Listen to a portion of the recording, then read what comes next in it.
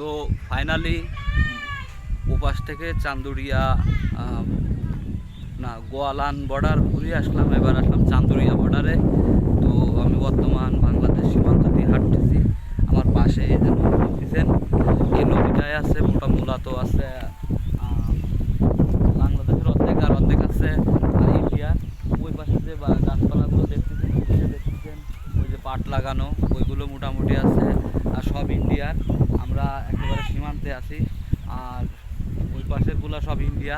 তো বাংলাদেশ আর ইন্ডিয়া সীমান্তে মূলত এই যে জায়গাটা, এর একটা ব্যাপারটাই কিন্তু আলাদা। এটা অনেক কষ্ট করে, অনেক ভাঙা চুঙ্গা রাস্তা, বিভিন্ন রকম স্ট্রাগল করে এখানে আসতে হয়েছে। তো দেখেন ওই যে ইন্ডিয়ান লোক যাচ্ছে, ওই দেখেন ইন্ডিয়ান লোক, ওরা যাচ্ছে ওখান দিয়ে। আর এটা বাংলাদেশ, এই পাশে বাংলাদেশ।